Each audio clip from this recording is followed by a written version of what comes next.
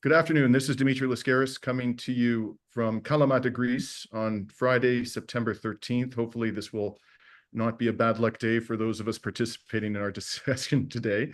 I'm pleased to be joined by two persons for whom I've had the utmost admiration for many years, Radhika Desai and Michael Hudson. Before I tell you a little bit about their backgrounds, if you don't already know who they are, I just want to clarify, we're going to be focusing today upon a report that was just issued by the former European Central Bank President, Mario Draghi.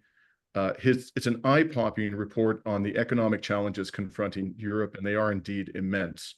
The report is entitled The Future of European Competitiveness, and in essence, Draghi argues that the EU is rapidly losing competitiveness to the United States and China, and that to regain it, the EU will have to digitalize, and decarbonize its economy and dramatically increase its defense capacity. And according to Draghi, for this to happen, the investment share in Europe will have to rise by around 5 percentage points of GDP to levels last seen in the 1960s and 70s. This, he says, is unprecedented. For comparison, the additional investments provided by the Marshall Plan between 1948 and 1951 amounted to around 1 to 2% of GDP annually. So my guest today, as I mentioned, Radhika, she's a professor at the Department of Political Studies at the University of Manitoba in Canada. She's also director of the Geopolitical Economy Research Group at the University of Manitoba. She's the author of many outstanding books, including Geopolitical Economy After U.S. Hegemony, Globalization, and Empire. Michael is a very well-known American economist and a professor of economics at the University of Missouri, Kansas City. He's also a former Wall Street analyst, political consultant, commentator, and journalist. In an April 2006 article in Harper's, just before the Great Recession of 2007 and 8, Michael correctly predicted a crash in U.S. housing prices. So few economic experts actually saw that one coming. Michael, too, is the author of many outstanding books, including Super Imperialism, The Economic Strategy of American Empire. As I said, I'm honored to have you both. Thank you so much for taking the time to join me. It's good to be Thanks here. for having us. Yeah. Radhika and I have worked together for a decade. And I know you're doing wonderful work together. You're routinely appearing on your own program, and I know that you often at times are with Ben Norton, who's doing excellent geopolitical economic analysis.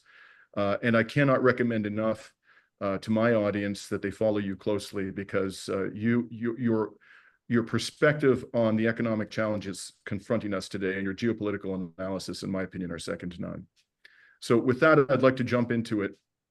Before we take a closer look at Draghi's diagnosis of Europe's deep problems and his recommendations to address them, I wanted your thoughts on Draghi's record.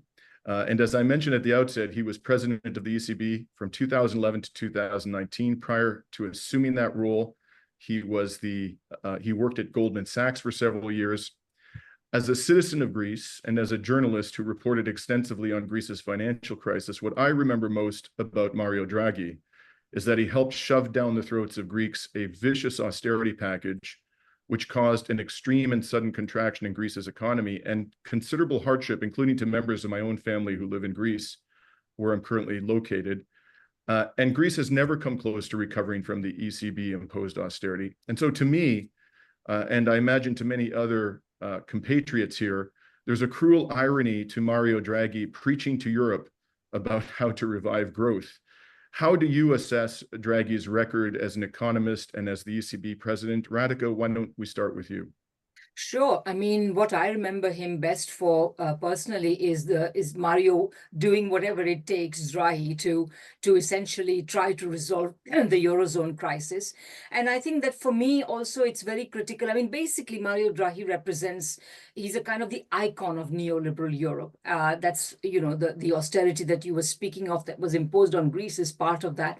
And of course, as we know, neoliberalism always runs into crises because it's unpopular, because it imposes immense costs on ordinary people. And therefore, it has often led to political breakdown. And Draghi also should be remembered as essentially the EU appointed essentially like a viceroy to Italy when Italian government political mechanisms broke down. So essentially he is there as an enforcer of neoliberalism. And there are many aspects of this report which totally smack of that, and we'll come to that, I'm sure, later on. Now, Russia looms large in Draghi's analysis of why Europe is losing competitiveness. But before we get to that, I'd like to ask you some questions about Russia's economic performance. As measured by nominal GDP, Russia is reported to have the 11th largest economy in the world, with the US first and China second. But as measured by nominal GDP, Russia ranks below Germany, the UK, France, and even Canada, all of which have a far smaller population than Russia and I would say far fewer natural resources than Russia. It seems to me, as a non-economist, counterintuitive that a country as populous, as well resourced as Russia, and with the technological sophistication of Russia, would have a smaller economy than all of these countries. The picture is very different, however, when we look at GDP as measured by purchasing power parity. Using that measure, China has the world's largest economy by a significant margin, followed by the US and then India, with Russia having recently arrived in fourth place. Using PPP as a measure of GDP national wealth, Russia moved ahead of Germany and Japan just this year. Michael, which of these two measures of GDP, nominal or purchasing power parity, do you regard as a more reliable indicator of national wealth, and why? Well, both of them make a very significant error. GDP in the West, whether it's purchasing power parity or in nominal terms, includes all sorts of things that are not a product at all. For instance, the financial sector's interest charges are a product. They're really a transfer payment from the economy to the financial sector. When a credit card company imposes late fees and raises its interest rates from 19% to 30%, that's called providing an economic service, and that's a product. You mentioned that Draghi used to work for Goldman Sachs. The head of Goldman Sachs said that Goldman Sachs partners are the most productive workers in the world because you can measure that by what they're paid. Well, is that really a product when they're prosecuted for the crime of stealing Malaysia's national wealth fund for themselves? The same thing for rents. There's been a huge rent increase in the United States for housing, not for commercial property, for housing. All that increase in rent is payment for the financial services of landlords deciding just who to rent to. You can go right down the line. There are a lot of monopoly charges in the United States. Monopoly rents are treated as a product, not as a transfer payment from consumers to the monopolies. So today's idea of product is the diametrical reverse of what Adam Smith, John Stuart Mill, Marx, and the entire 19th century thought to get rid of. Economic rent as transfer payments. It's not a product. It's a privilege to it's economic rent that, as John Stuart Mill said, landlords make in their sleep for not doing anything. Well, you could say the same thing for Goldman Sachs' partners and the whole financial sector as a whole. And China, when they began to set up their takeoff, they didn't have a wealthy domestic financial sector to lend money to government. So the government made money creation a public utility. They don't have the financial sector that makes such a gigantic proportion of the gross national product reported by the United States and Canada. Same thing in probably in Russia. Not to mention, if you talked about purchasing power, the most radical disparity in purchasing power is the military spending. Russia has outperformed America with about 10% of the military spending. All the U.S. military spending is part of GDP. So we're talking about a fictitious, misleading measure to begin with. So this leads me to my... Sorry. Radhika, I just asked my question in the context of answering my question. I invite you to add any thoughts to Michael. Yeah, just a couple. I completely agree with what Michael says. I mean, basically, since 1993 and then again in 2008, so essentially during exactly the time when the financial sector was exploding in size, and precisely during the time period when the rest of the world began to catch up with the West, changes were introduced in the measurement of GDP, which exaggerate the GDP of Western countries, United States, basically the rich countries, and diminish the GDP of, comparatively speaking, of the rest of the world. And so the gap between the West and the rest appears to be far greater than it actually is. So that's one point I wanted to make. And the second thing is, this is, as I say, exactly, so as Michael said, financial services, which should be counted as a cost, are counted as, as a product, as counted as part of GDP. So is defense production. Defense production was not counted as part of GDP before this, because defense production is an expense. It is not an addition to your welfare. It is actually a detraction from your welfare, but it is counted as though it is part of it.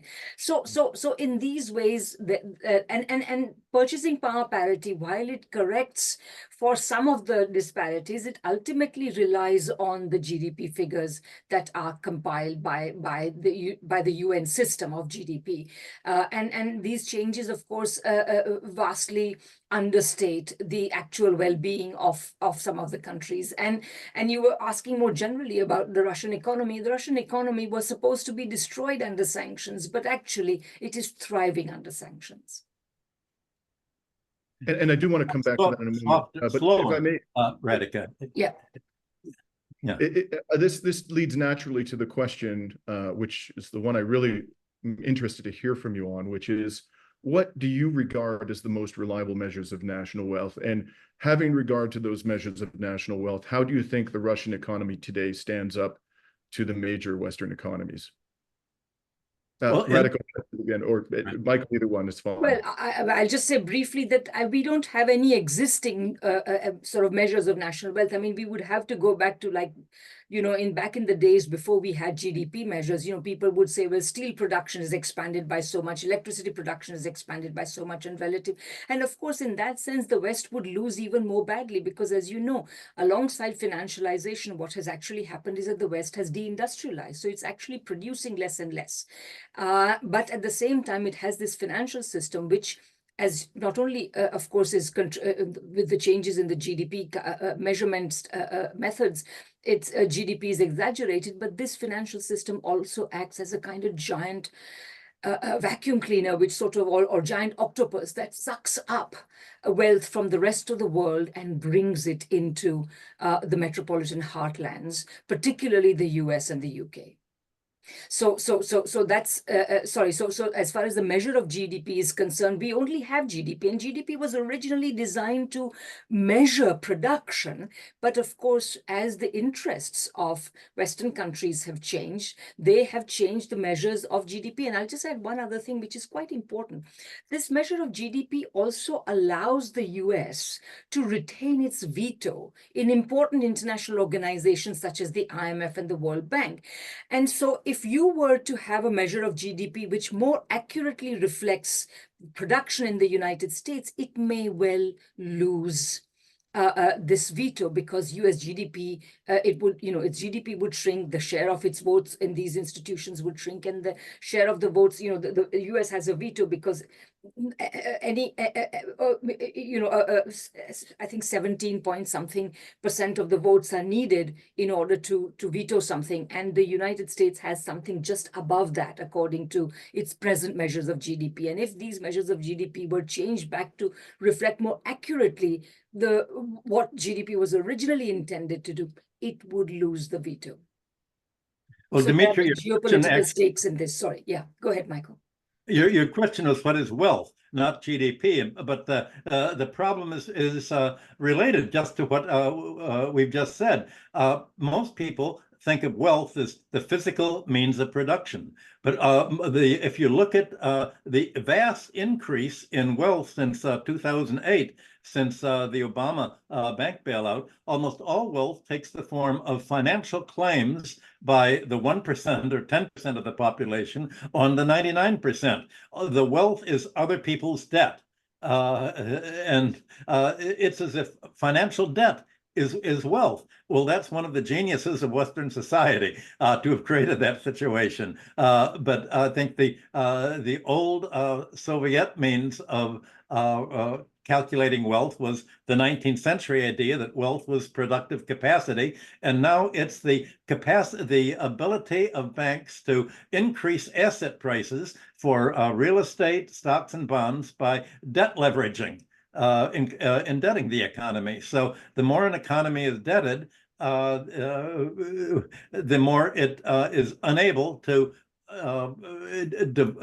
devote its income to means of production, but to paying debt. That's why only in America, 92% of corporate profits are spent on stock buybacks and dividends. Only 8% is reinvested in capital formation. So this is the result. Western economies, as Radhika just said, are financialized, and financialized really means deindustrialized. And can I add three other quick points? Number one, the word for that Michael rightly referred to, the system of Soviet calculation of GDP, and they used to calculate something called total material product, TMP, not GDP. So that's one thing that I might add. The second is that, it is what's really remarkable is that the way in which wealth is counted in Western countries, you can have the fortunes of, say, Jeff Bezos or Warren Buffett or whatever go up and down by billions of dollars within a year. Why? Because it's not because their wealth is based on assets whose prices fluctuate so wildly. And so that again shows you that, if that what is being counted is kind of like, it's subject to these huge fluctuations in prices. I mean, the prices of real things should not be going up and down like that. And finally, I'd say that, there is a system. The other thing that, overstates the value of, particularly of US GDP, is the overvaluation of the US dollar. And US dollar, if the US dollar were to reflect what was actually produced by the United Nations, it would be a lot lower. The only reason why it's so high is, as I've argued, and as Michael and I have also argued together in a joint paper, and I've argued in my geopolitical economy, the value of the US dollar, because the US runs trade deficits and current account deficits, it would be much lower. But it is financialization, that is the vast expansion of dollar-denominated purely financial activity, which sort of puts an updraft under the value of the dollar and keeps raising it, even though the actual state of the US economy is rather parlous. So, and this, of course, also because we always measure GDP of different countries in US dollars, then this tends to exaggerate the US GDP while putting downward pressure on the GDP of other countries. So let's just stick with this highly imperfect measure of GDP for a moment in analyzing what's happened so far this year in these economies. So far in 2023, German GDP is reported to have shrunk by 0.3%. France's has risen by an anemic 0.7%, and the UK's GDP has been essentially flat, having risen by a paltry 0.1%. US GDP is reportedly gone up by 2.6%. I suppose that's respectable. But Russian GDP is reported to have risen by 3.6%. And when one considers the far-reaching sanctions to which the US and other Western states subjected Russia beginning in 2022, actually, there were significant sanctions in place back from 2014. I think by any rational measure, this is a stunning outcome. And many of us still remember Joe Biden's boast that Western sanctions were about to turn the ruble into rubble. Michael, I'll start with you. What do you think are the main factors contributing to this stunning reversal of fortune as between Russia and its major Western rivals? Well, there were no Russia sanctions at all by the United States. Not a single Russian sanction, because if a Russian sanction would be limiting what Russia could do. The sanctions were against Europe. The sanctions were against Germany, Europe, and other countries against trading with Russia for their gas and electricity. The whole what the newspaper reports is the Ukraine war and the war against Russia has actually been a war by the United States that it's won against Europe. It's basically destroyed Europe as a rival. I don't believe for a minute the meaningfulness of what you just said about Germany's GDP being very slow. You've had entire industries closed down. The chemical company, BASF, has basically closed down its plants because it makes fertilizer out of Russian gas. Can't do it anymore. Volkswagen just said they're imposing huge layoffs. The market for its cars is shrinking. All the steel companies and the industrial companies in Germany are closing down. If you want, what's really happening in Germany now is what happened in Latvia, Estonia, and Lithuania after the Soviet Union was replaced by neoliberalism in 1991. 30 or 40% of the Latvian population is leaving. Germany probably has to have 10% of its population leave. Its industrial population, its skilled workers, they're out of work now. They're broke because the employers have ended, especially the Mittelstand companies. The small businesses in Germany have gone out of business. Why?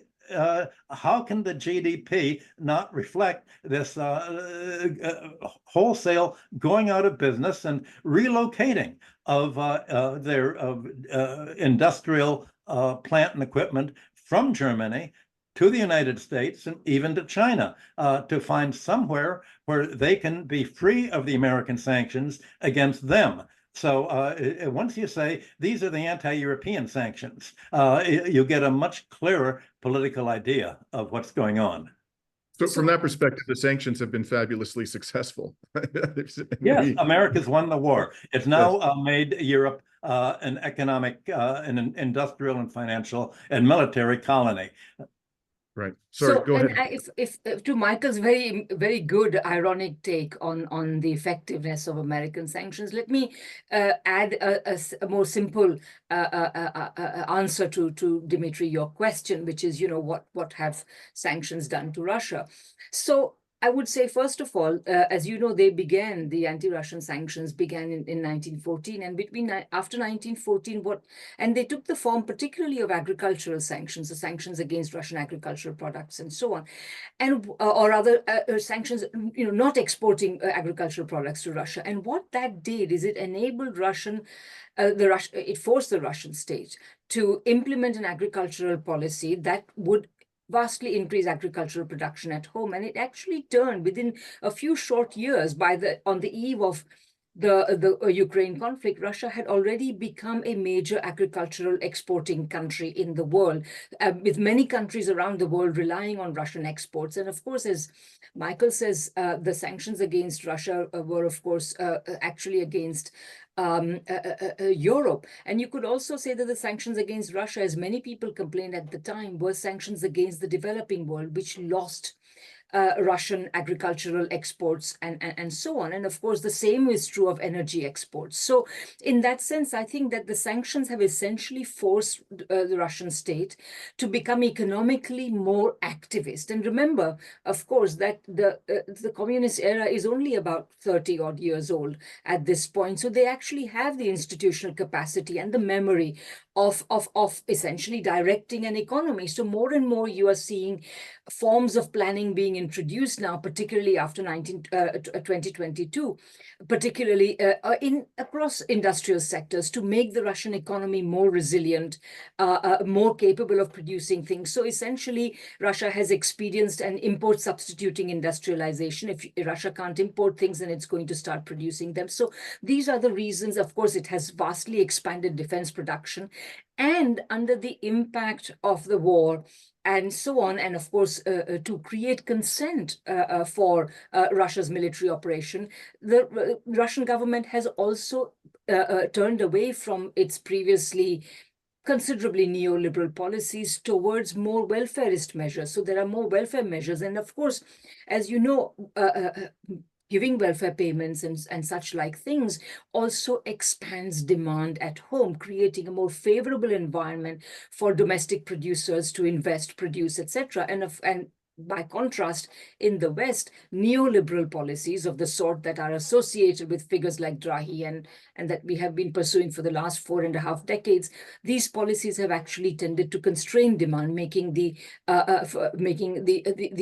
economic environment very unpropitious for smaller businesses to invest and so on. So these are some of the ways in which essentially Russia has become more resilient. And a final point I'll make, which is that, of course, its increasing closeness to China, the increasing interpenetration of the Russian and Chinese economies will also give Russia a great deal of impetus to essentially mimic China rather than the neoliberal West. And I think that can only be a good thing for China. I mean, for Russia. So with that, let's turn to the Draghi report. In assessing why Europe is losing competitiveness, Draghi does acknowledge that there has been a steep cost to the cessation of Russian gas flows to Europe. And I'm quoting, as relations normalized with Russia before the Ukraine war, Europe was able to satisfy its demand for imported energy by procuring ample pipeline gas, which accounted for around 45% of the EU's natural gas imports in 2021. But this source of relatively cheap energy has now disappeared at huge cost to Europe. Those are Draghi's words. And he goes on and he writes, the EU has lost more than a year of GDP growth while having to redirect massive fiscal resources to energy subsidies and building new infrastructure for importing liquefied natural gas, close quote.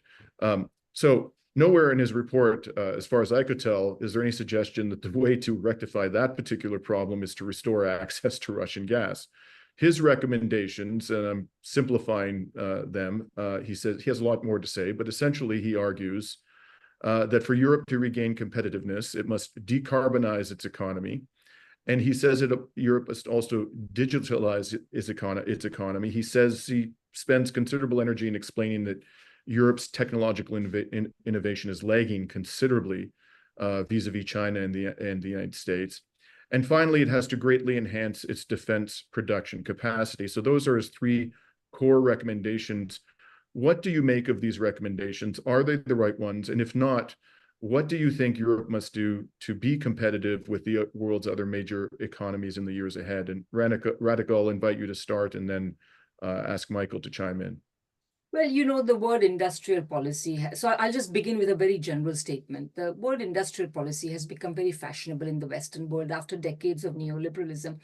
And many people think that this is a complete turnaround, like this is, you know, the end of neoliberalism. But, you know, that's not how we should understand it.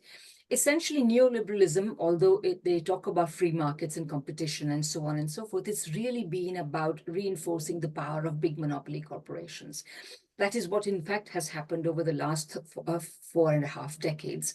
And that's why we have this monopolistic type economy. Now, in this context, industrial policy will essentially take the form of giving subsidies to big corporations. It is not going to take the form of strengthening anything like the national economy, because as far as neoliberal policymakers are concerned, there is no such thing as a national economy. What there is are the big corporations and their interests. And there's a reverse way of understanding this. If you look historically at the instances where industrial policy has been successful, so I'm thinking about the industrialization from the late 19th century onwards of countries like Germany, Japan, and even the United States itself, which at that time actually had something of a developmental state, or for that matter, Russia, China, etc. Countries that have had successful industrial policies were countries that were able to control capital, not have capital control them. And capital today control all the leading neoliberal states, including all the states of Europe. So actually, the most fundamental problem with this is that Biden's so-called industrial policy, Draghi's industrial policy, even if they are implemented, they will amount to nothing more than subsidies to big corporations, which is basically the same situation as we have right now, but under a new name. Mm-hmm.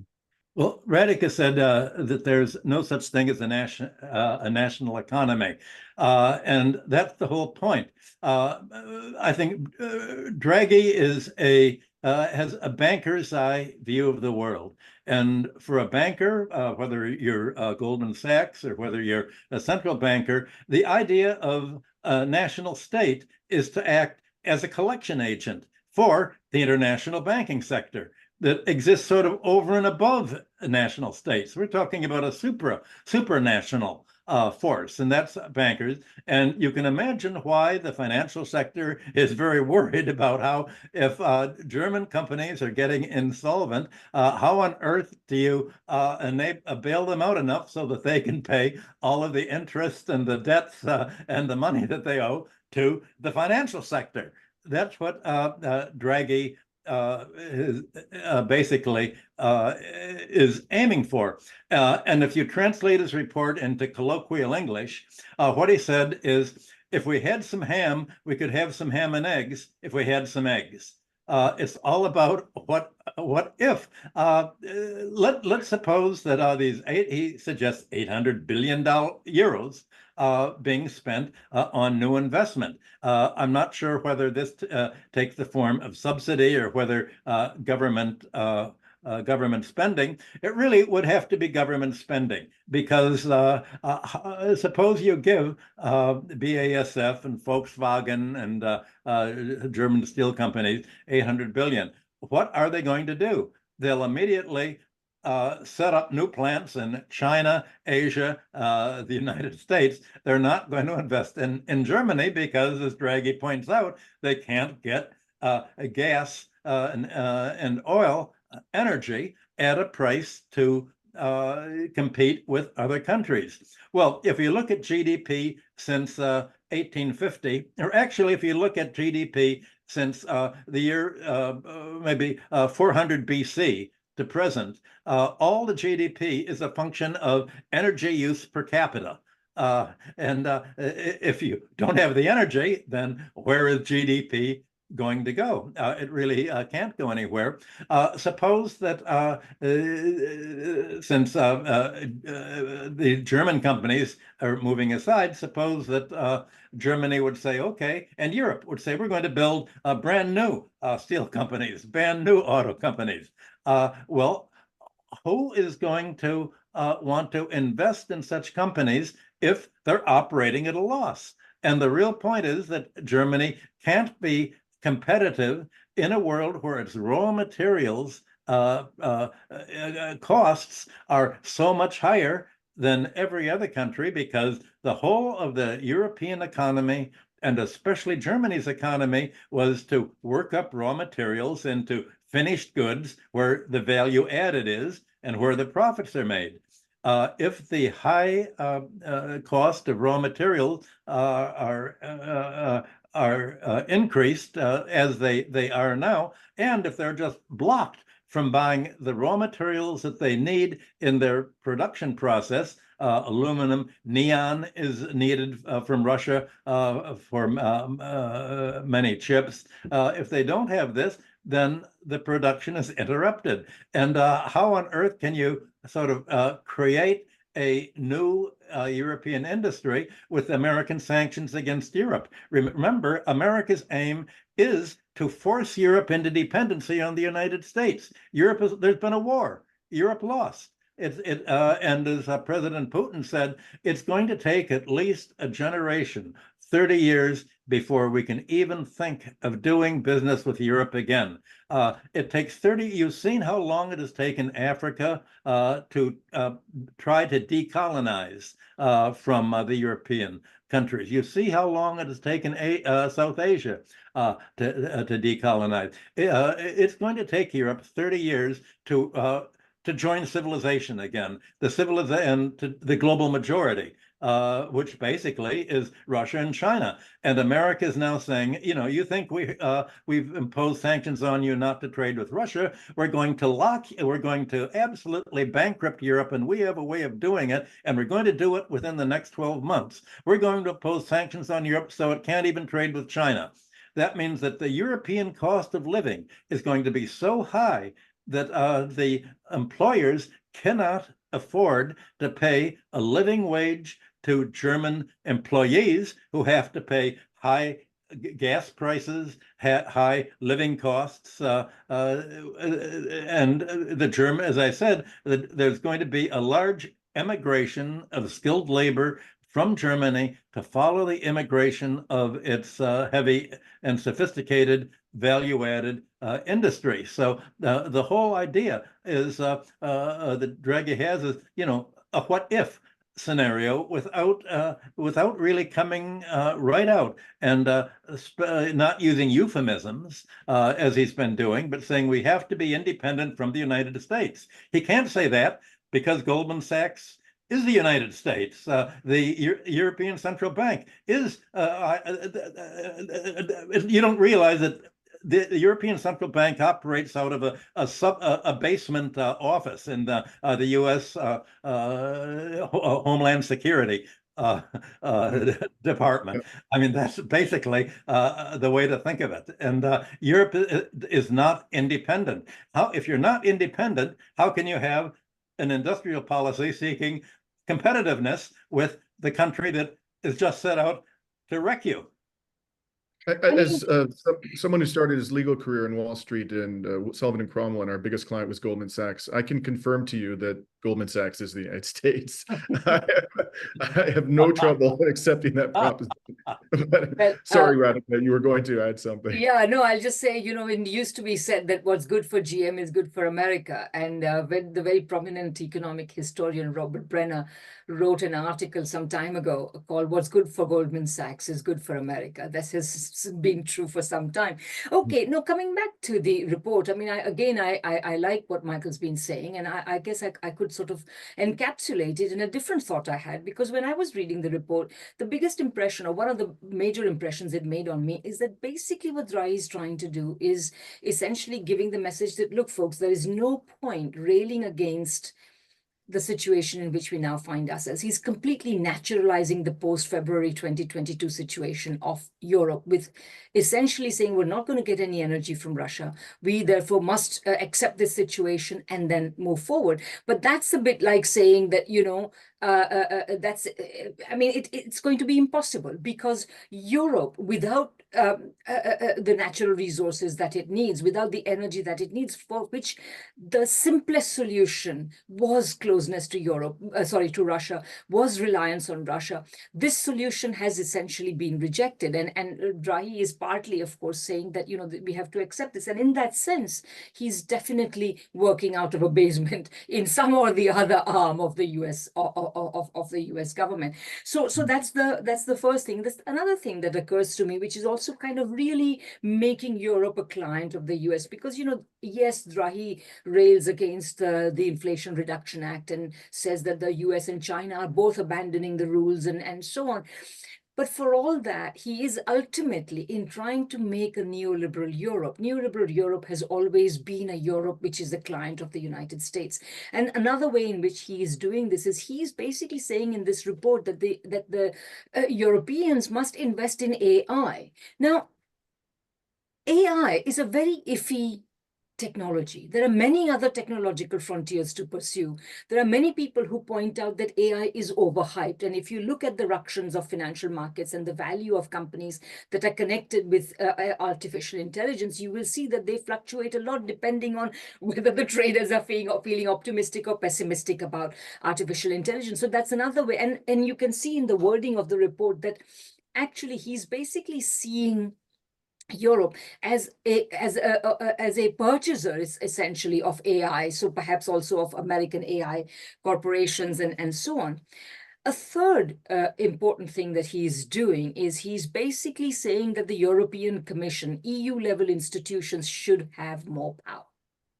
It is a power grab for them, precisely when the EU Commission and its completely undemocratic functioning has never been less legitimate than ever before. I mean, today, the election results that you are seeing in Germany or France or wherever, in Italy, they elected Meloni, although she's sort of reduced her anti-European rhetoric, but nevertheless, you can see that ordinary people are really dissatisfied. And this is going to be another spanner in the works of Draghi's plans. And finally, on innovation, again, in the present situation where the big corporations control Brussels, the big corporation control Washington, in this context, you're not going to get innovation. The big innovations are now actually taking place outside the West. So, for example, in the case of defense technology, for all the trillions of dollars that the United States spends on its military industrial complex, they could not produce hypersonic missiles. It's the Russians that produce hypersonic missiles. Now the Chinese are producing hypersonic missiles. So the cutting edge of military innovation is actually outside the United States. So what's the United States military industrial complex? It's a big coddle sector that has become used to producing nothing, or producing nothing of serious value. Just recently, I was reading in the paper that while the West is kind of, this whatever, however much it may spend on it, the West is trying to find fusion, technology. If you found fusion power, the world's energy problems would be resolved like that. China is coming. People are reporting that China is now closer to creating producing nuclear power at scale than any other country. So again, what you're finding is that if you have corporations holding the reins of political power, you're not going to get any of the results that Draghi is seeking. Mm-hmm. Well, Radhika just mentioned the German elections, and that's very important. What does that have to do with the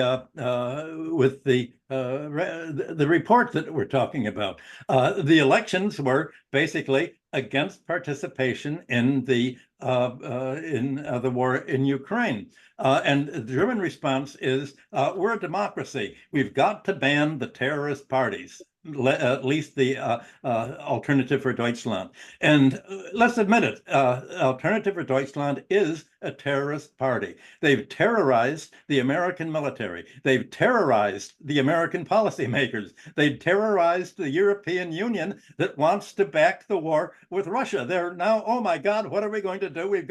This is a democracy. We can't have people vote against what the unelected, the EU announces as democracy. You're having the whole crisis there. And you said earlier, Dimitri, that a point in the Draghi report is, well, we've got to increase military spending. Well, the military spending is for the war against Russia, and especially Germany's interest and NATO's interest in the China Sea. We've got to now refocus NATO's military spending in the NATO Sea to fight against China. I mean, this is I don't even know how to characterize this insanity, except with some kind of sense of humor. It's obvious that there is a political crisis in Europe that is going to make all of this discussion irrelevant. If the government really says we're going to ban any political party that the United States says we have to ban, just as we banned RT television, just as we banned Russian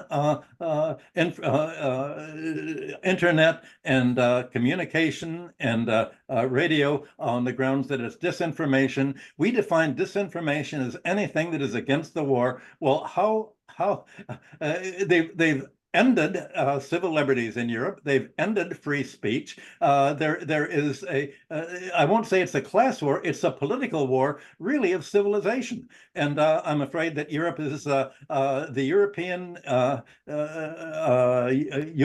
Union leadership of von der Leyen, et cetera, says, how can we prevent Europe from joining the rest of civilization?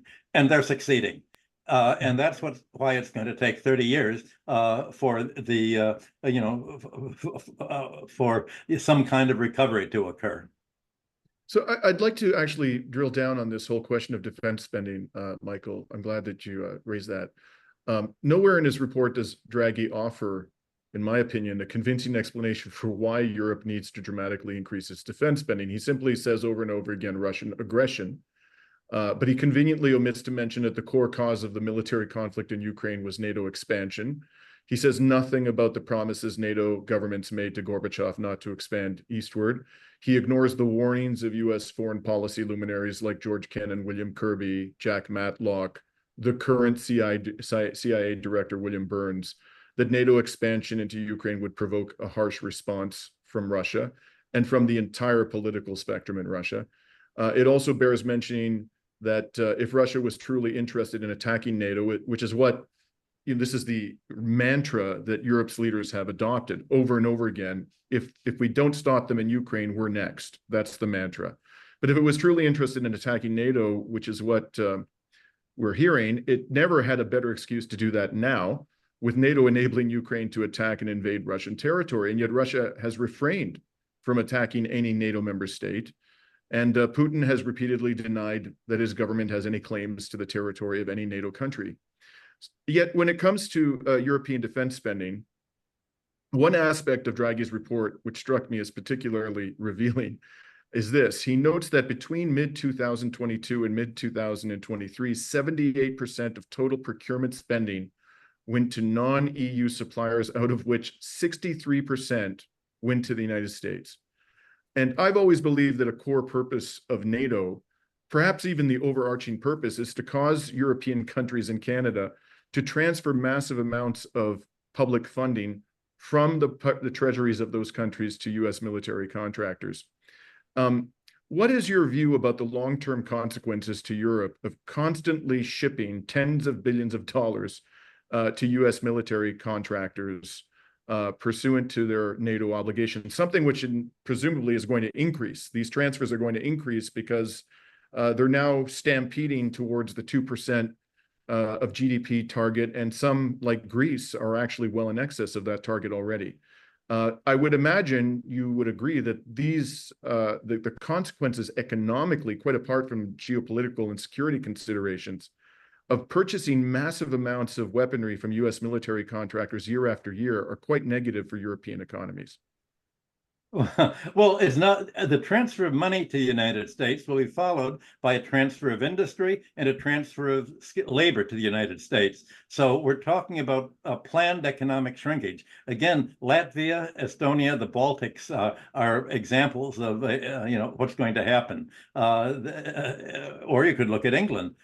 Even the Draghi plan, the military spending is going to have the same effect as it's had in the United States. It'll crowd out social spending, including social infrastructure spending. It will prevent a rise in the living standards of labor, and that means a rise in the productivity of labor by the social support is not going to be there. This is an attempt for the United States to say, well, before we really go to war with China, we've got to solidify and consolidate all of our control over our most willing allies, Canada and Western Europe. And that's just what's happening. Nobody's really saying this in Europe except Sarah Wagenknecht. And if I may add, there is a further dimension. Obviously, you and Michael, Dimitri, have got this right, that this is going to involve a big, essentially a lot of arms purchases from the United States. And interoperability has always been the rubric under which this has been done. But there's another element. I notice in the report, there is a big emphasis on the European Union relaxing its competition rules. So basically, it's antitrust, the antitrust thrust of its legislation. So that means also that could potentially also mean that if defense production is to take place, and it can still take place on European soil, and in fact, maybe there will be a justification for American companies arriving and setting up defense production in Europe, provided there are enough subsidies, the energy problem can be overcome, and so on. And also allowing European companies and American companies to fuse with one another, especially with the relaxation of competition rules. So, and of course, the overall effect of this, because you asked, what will be the effect of this transfer? It will actually be to make the Europeans more insecure. The Ukraine war has already done that. And the way in which I'm reading the current meeting between Starmer and Biden, which is supposed to lead to allowing Ukraine to use long-range missiles against Russia, long-range missiles supplied by NATO against Russia, is the direct result of that will be to make Europe more vulnerable to Russian attacks, conventional and or nuclear. And I think that this is, and this is happening, it is no coincidence that it's happening precisely at the time when, because of the disastrous election results, because of the profound discontent in Europe vis-a-vis with the war that Europe is essentially waging against Russia, European leaders have once again started talking about peace talks and so on. So this is going to steal a march on all of that talk of peace talk and create a situation in which the Europeans will have no choice but to continue this war against Russia, which will make them to update what Radhika just said. 2 days ago, President Putin said that there was just been a meeting between the U.S. CIA and their counterparts, MI6, to have a long-range missile attack on Russia.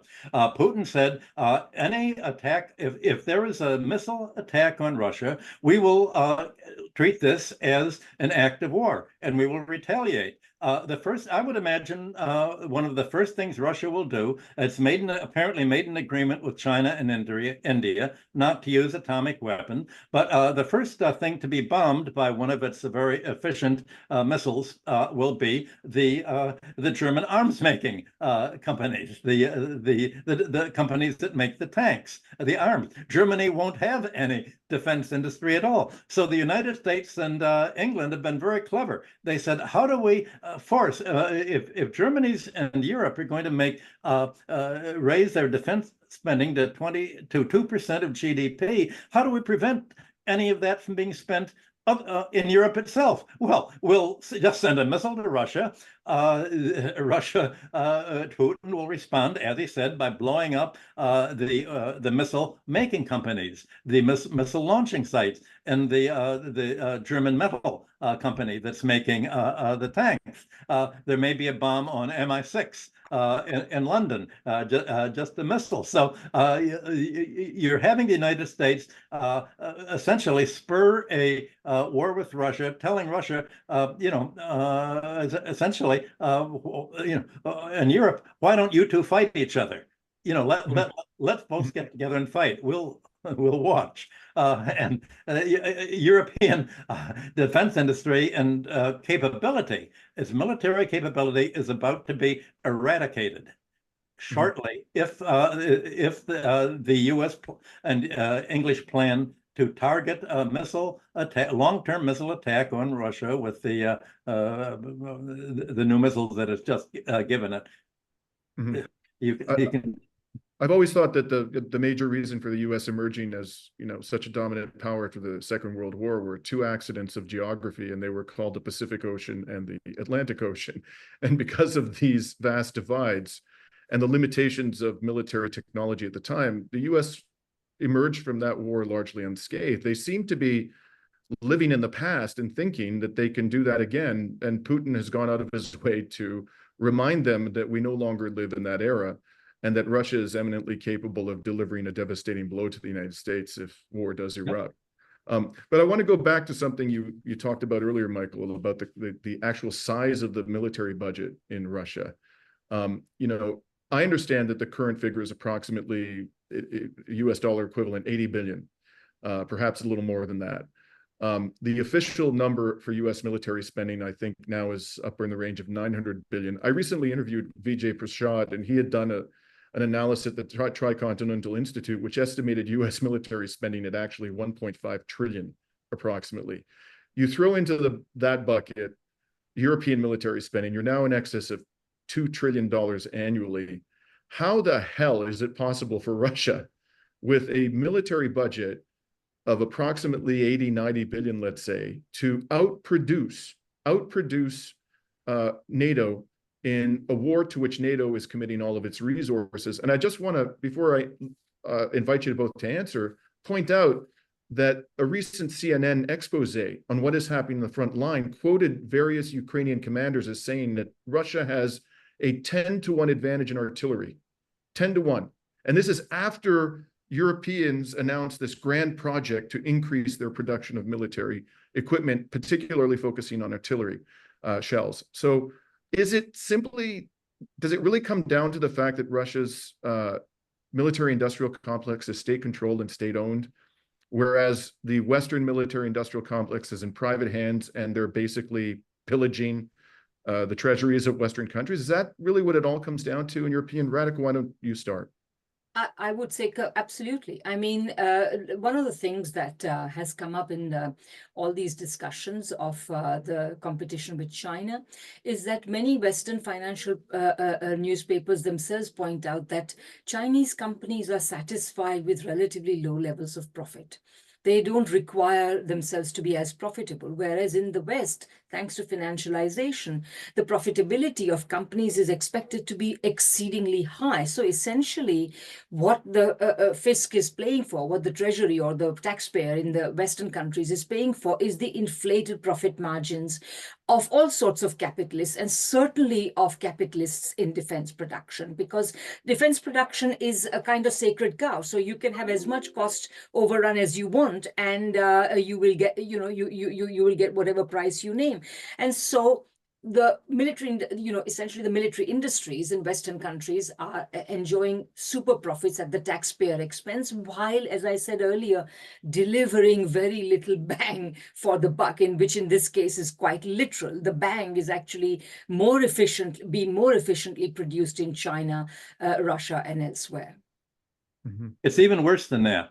It's what Seymour Melman, back in the Vietnam War years, called Pentagon capitalism. And the problem isn't simply private sector. As you can see right now, you have Elon Musk with his space shuttle, and you have the government's military industrial space shuttle that doesn't work. The principle of Pentagon capitalism is not competition. It's called cost plus. There is an exclusive contract that will be given to a given company to produce a given missile or product or weapon, and the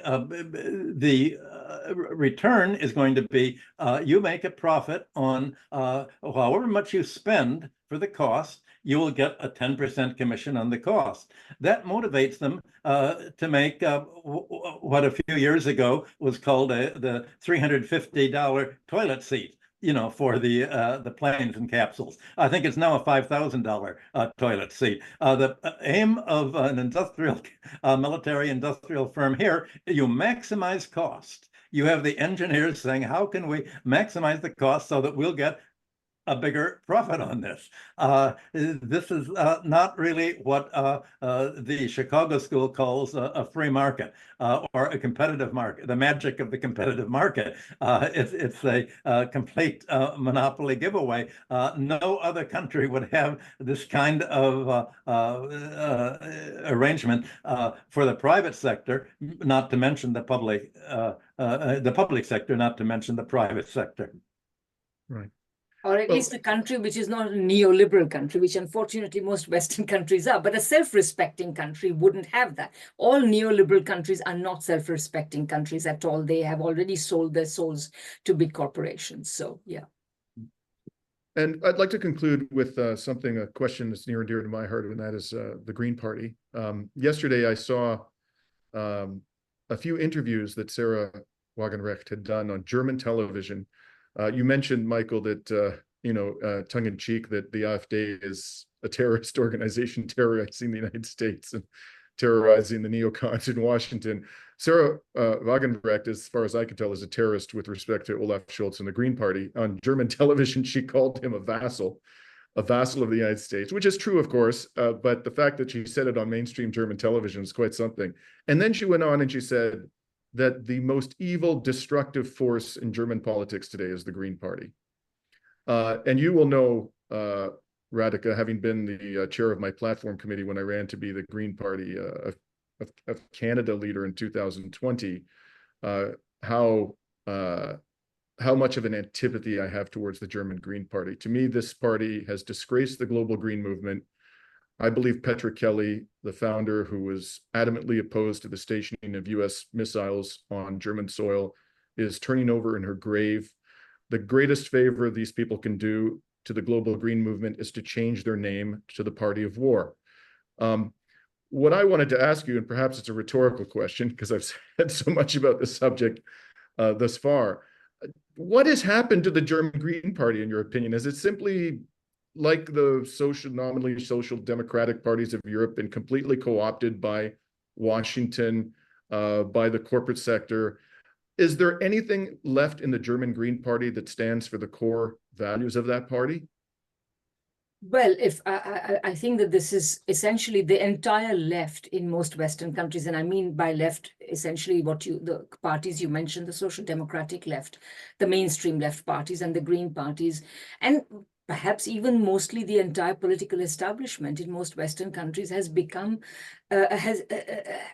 is peopled with individuals who have been through the US ideological factories, the think tanks, the annual meetings, etc., the leaders of tomorrow type programs and so on. These are the ones in which these people go to the United States on junkets, and they become part of a network of political leaders who share a similar understanding of what is to be done both domestically and internationally. And so the people like Starmer or Macron or Annalena Baerbock or whoever you want, all of these people belong to these circles. And so, and you see, to me, the answer to the question, why are European governments acting so manifestly contrary to the interest of their economies, their people, etc.? The only reason I can find is that at the present moment, the United States is in the sweet spot where the people that it has trained have taken power in major European capitals. However, the power of these leaders is very tenuous. The street does not actually belong to them. And increasingly, if people like Sarah Wagenknecht emerge as new types of political leaders, these leaders will lose their credibility almost like even more than they have already lost it now. Mm-hmm.